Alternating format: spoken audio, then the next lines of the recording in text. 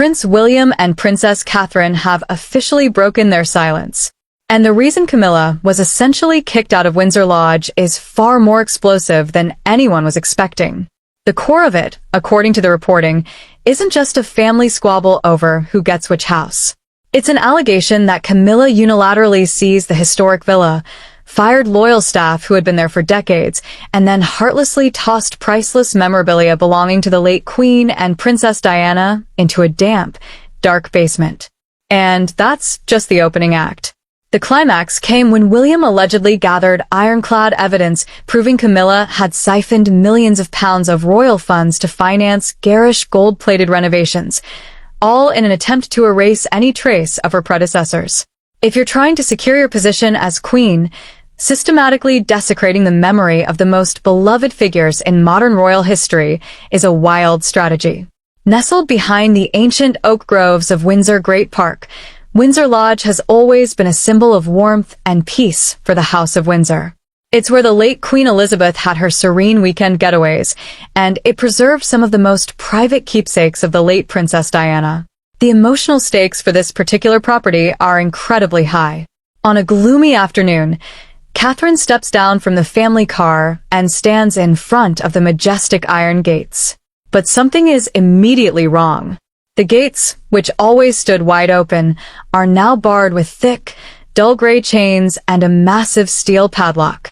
Standing guard on either side are not the familiar royal guards in their red tunics. Instead, four towering, unfamiliar men clad entirely in black uniforms, allegedly private guards personally hired by Queen Camilla from an external security firm completely outside the palace system, block the entrance with stony faces, their hands resting on their tactical belts, glaring at the Princess of Wales with hostility, as though she were an intruder trying to infiltrate a military base. Catherine is the future queen. To have private security treating her like a threat on royal property represents a fundamental breakdown of the palace hierarchy. Then Catherine spots Mary, the elderly maid who dedicated over 30 years of her life to serving the late queen, shivering in a thin cardigan outside the gates, clutching a small cardboard box of her belongings. Beside her is Arthur, the aging gardener who tended the white roses beloved by Princess Diana. Their faces show profound humiliation. Catherine rushes over and Mary, choked with tears, recounts how Camilla ordered the sudden overnight mass firing of all the loyal staff from the previous generation. The only reason given was that Camilla wanted to cleanse Windsor Lodge of the prying eyes of the past and transform it into a sealed fortress she could control without outside scrutiny. Firing a gardener who tends Diana's roses isn't a security decision. It's a deeply personal one. Catherine, armed with a justified fury, marches straight toward the iron gates. With the natural authority of a princess, she demands the private guards open them immediately. The men exchange uneasy glances and, faced with her sharp resolve, the group leader is forced to retrieve the key and unlock the chains. Catherine enters the main hall and is immediately confronted by what has been done to the home's historic architecture. Camilla had apparently treated the estate as her personal property, squandering astronomical amounts of royal funds on garish renovations. The centuries-old oak paneling etched with hand-drawn sketches of past princes is now covered in a layer of gold-plated paint. The exquisitely hand-woven silk carpets are replaced with ostentatious bright red rugs. The whole space has been turned into what is described as a vulgar display of snobbish wealth. The claim that these were necessary updates falls apart when you look at the details. Gold-plated paint over historic oak isn't preservation. It's defacement. But the worst is yet to come. Catherine walks through room after room and sees absolutely no trace of the priceless heirlooms belonging to the late Queen and Princess Diana. The oil portrait of a young Diana with her radiant smile, which had always held pride of place in the living room, is gone. The late Queen's rosewood vanity table is missing. Catherine's heart pounding with dread, she walks down a dark corridor leading to the damp underground storage vaults behind the kitchen. Under the faint beam of her phone's flashlight, she freezes. In a damp, dusty corner draped in cobwebs, the family's sacred heritage is strewn across the floor like discarded rubbish. The late queen's silver picture frame engraved with the royal crest is dented and buried beneath frayed, handwritten diaries. And worst of all, Princess Diana's portrait, which Camilla had ordered taken down, is cast aside on the wet stone floor, the glass face of the frame split by a long crack and coated in basement grime. Camilla had banished these sacred memories to the dark, seeking to completely erase the presence of her predecessors. Catherine kneels on the cold stone floor, her hands trembling as she lifts Diana's portrait. Using the hem of her coat, she gently wipes away the dirt clinging to her late mother-in-law's face. Profound sorrow mixed with absolute fury wells up inside her. She knows she cannot stay silent. Clutching the cracked portrait, she climbs back up the stairs and pushes open the grand double doors of the royalty room on the second floor without knocking, a room whose ceiling Camilla had recently gold-leafed, now sparkling under imported Italian crystal chandeliers. Inside, Queen Camilla sits leisurely on a red velvet armchair embroidered with a large crown, casually sipping Earl Grey tea from an expensive gilded bone china teacup. 3 newly hired maids bow obsequiously around her, offering pastries. Seeing Catherine burst in with the dusty portrait of Diana, Camilla shows no surprise or dismay. She merely sets her teacup gently onto its saucer, raises her thin eyebrows, and lets out a smug, disdainful half-smile. Catherine skips any hollow pleasantries. She steps forward and slams Diana's portrait onto the marble table directly in front of Camilla. Speaking in a measured but sharply raised tone, she demands that Camilla provide a proper explanation for the groundless dismissal of Mary and Arthur, as well as the desecration of the family legacy by dumping the keepsakes in a damp basement. Catherine emphasizes that she wishes to resolve this quietly within the family to avoid a massive media scandal. In response, Camilla exposes her true nature. She stands up slowly, adjusting the thick pearl necklace around her throat, and steps toward Catherine. Her eyes burn with cold envy. Camilla flatly declares that Windsor Lodge is now her private residence, granted with direct management authority from the king. She asserts her right to do as she pleases, including clearing out what she deems obsolete memorabilia. Sneering at Diana's photo, Camilla remarks that Diana's death occurred decades ago and those dust-covered pictures belong in the damp basement to make way for her own modern art pieces. The claim that she had authority to manage the residence doesn't hold up. However, management authority typically doesn't include the destruction or disposal of historic royal artifacts, which are often part of the Royal Collection Trust. You can't simply throw out a royal portrait because you personally find it unwelcome. Camilla's arrogance crosses every boundary. Ignoring Catherine's warnings, she loudly challenges the princess's standing, insisting Catherine has no right to lecture a reigning queen on how to manage royal property. To assert her authority, Camilla signals to 2 private guards standing outside the door. The 2 men enter with no regard for the high status of the Princess of Wales. They roughly grab Catherine's arms and forcibly drag her down the cold stone-paved corridors, shoving her out through the massive iron gates, causing her to lose her footing and nearly fall onto the gravel outside. The violent shove leaves Catherine's wrists severely bruised with angry red-purple marks throbbing in pain. The heavy iron gates slam shut in front of her under Camilla's smug gaze from the second-floor balcony. The queen believed that by forcibly expelling Catherine she had won an absolute victory. But the bruises on Catherine's wrists would become the final nail in the coffin of her own reputation. Inside his private study at Adelaide Cottage, Prince William is standing motionless by the window. The soft click of the door opening breaks the silence. Catherine steps in, gently pulling up her sweater sleeve to apply ointment to her wrist. Under the desk lamp, the angry red-purple bruises, distinctly outlining the rough fingers of the private guards, stand out painfully against her pale skin. William turns and sees the injury. His face instantly hardens, his deep blue eyes narrowing dangerously. He steps over quickly, gently but firmly taking Catherine's hand, his fingers trembling slightly as they touch her bruised skin. In a voice choked yet steady, Catherine recounts everything: the firing of the loyal staff, the tossing of Diana's portrait into the cellar, and the arrogance of ordering guards to forcibly eject her like a common intruder. The rage that flares inside William is not a loud explosion but a cold, terrifying blue flame. Camilla has crossed the ultimate line. She has not only insulted the memory of his late mother and trampled upon the late Queen's sacred legacy, but she has now used physical violence to hurt his wife. William looks directly into Catherine's eyes, his voice dropping low and cold. He declares that he will never tolerate anyone, even the Queen, overstepping their boundaries and abusing royal property to trample on his family's honor. Yet as a man of sharp calculation, William knows Camilla is cunning and knows exactly how to hide behind the power of her title. If he relies merely on verbal allegations or sparks a noisy family row, Camilla will easily play the victim of a stepson's bullying in the media.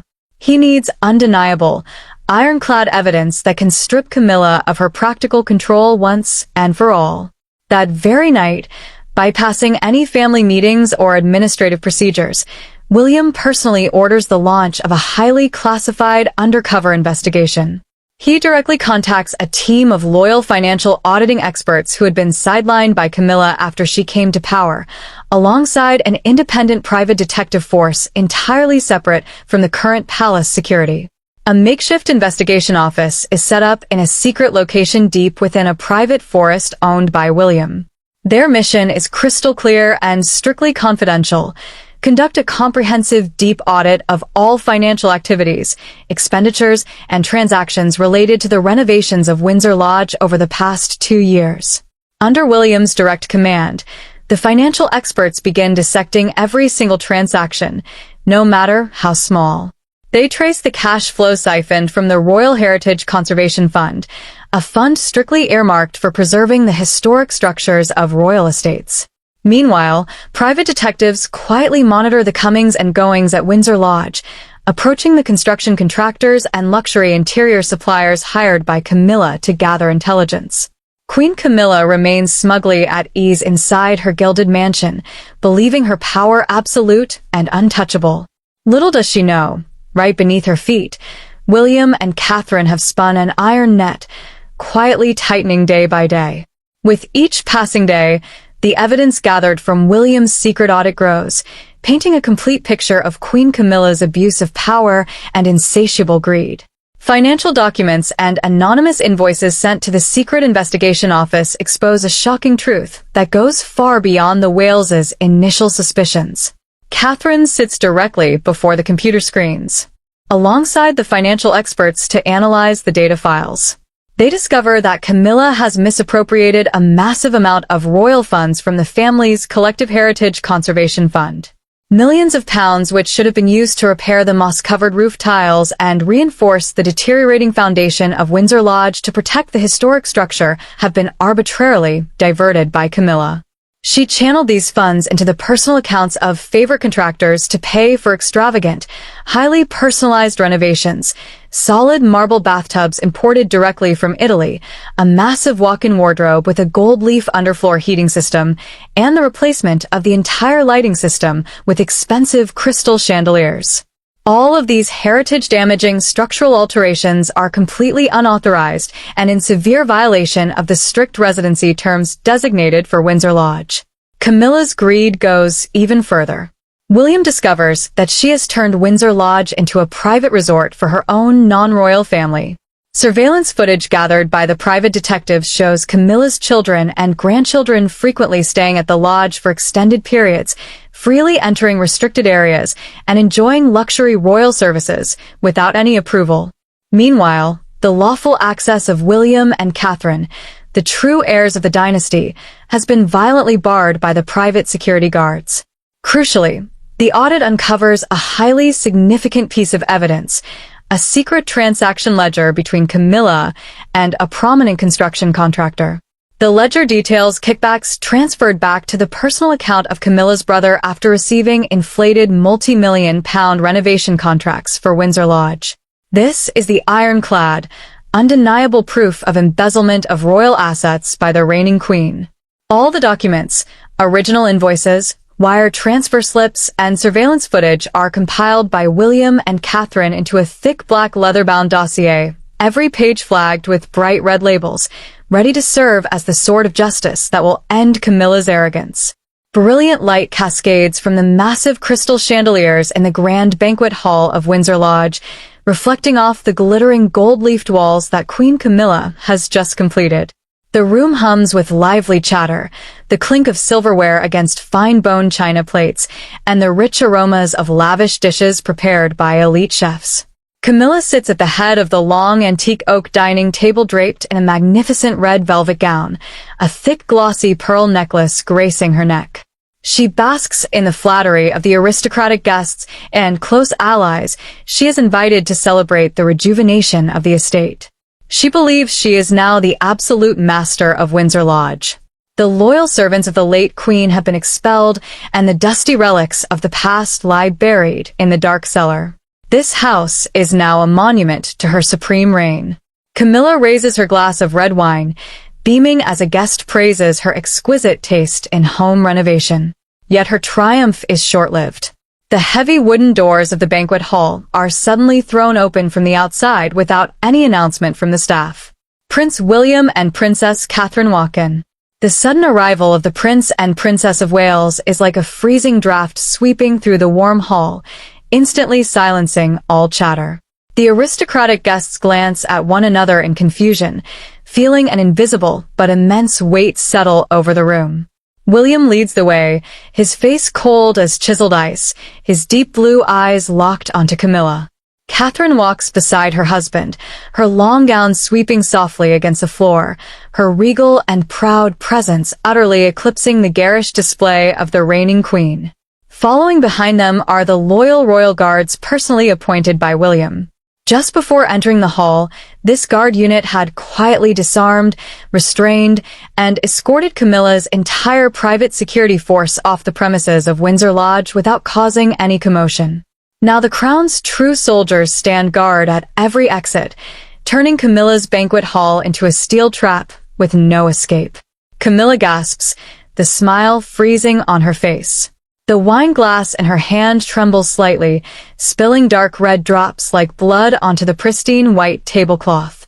Yet true to her cunning nature, Camilla quickly composes herself. She slams the wine glass onto the table and stands up, her haughty voice piercing the silence, as she demands to know why William and Catherine dare barge into her private party without permission.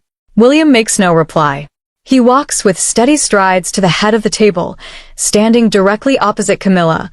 Only a wooden table between them, yet it is the dividing line of an uncompromising war. William takes the thick black leather dossier from Catherine and throws it onto the table right in front of Camilla.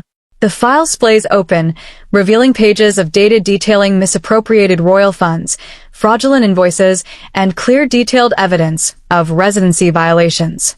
William stares directly into Camilla's eyes, his voice deep, clear, and echoing through the cold banquet hall. He delivers a fierce ultimatum. Camilla must sign a document surrendering all management rights of Windsor Lodge and vacate the premises immediately. Should she refuse, the entire dossier, including proof of her collusion with contractors to embezzle the family's shared wealth, will be exposed to the royal family and the public that very night. Camilla's confidence shatters in an instant. She stares down at the highlighted figures and the signatures of contractors confessing to her crimes. The heavily made-up face of the queen drains of color, her lips trembling, rendered speechless by the damning truth laid bare before her closest circle. The air in the banquet hall is now so stifling that one can hear Camilla's shallow, rapid breathing. The aristocratic guests who minutes ago raised toasts to the reigning queen now bow their heads, desperately avoiding William and Catherine's gaze. They realize Camilla has completely lost her footing, and standing with her now is tantamount to social suicide. Yet Camilla is not one to surrender easily. Cornered, her duplicitous nature flares up with savage force. Pointing a trembling finger at William, her voice cracks with rage and terror as she accuses him of plotting to slander her, claiming the documents are fabricated lies cooked up to smear the queen's honor. She turns to the surrounding guests, desperately searching for anyone to defend her, but is met with a deafening silence. No one dares move or speak a word. Suddenly, Camilla recovers her false bravado. Sneering, She gestures to a trusted attendant standing in the corner. The servant rushes over, handing her a tablet. Camilla holds the screen up for all to see, displaying a cleverly manipulated surveillance clip. The video shows a figure bearing a striking resemblance to Catherine stealthily unlocking the underground archives of Windsor Lodge and carting away relics. Triumphant, Camilla declares that Catherine herself is the thief who sneaked into the vault to steal jewelry and precious keepsakes to frame her. Whispers break out across the hall. A few of Camilla's loyalists begin to mutter. Camilla throws Catherine a challenging look, believing she has turned the tables with this spectacular plot twist. But Catherine is neither panicked nor flustered. She merely lets out a soft smile, a calm expression carrying absolute contempt for Camilla's desperate flailing. Refusing to engage in a war of words, Catherine pulls out her personal phone and taps a button to override the banquet hall's media system. Instantly, the hall's massive display screen, normally reserved for projecting fine art, begins playing a high-definition video with crystal-clear audio, completely unedited. This is the original footage from a hidden camera that Williams' investigative team retrieved from Camilla's own internal security system before she could destroy it. Everyone in the dining room holds their breath, eyes glued to the screen. On it, Camilla's sharp features and raspy voice are unmistakable. She is standing in her private quarters, barking orders at the private guard captain. "Doctor, the surveillance video of Catherine's visit this afternoon. Make her look like she's stealing the keepsakes and release it online, if she dares open her mouth about my spending at Windsor Lodge.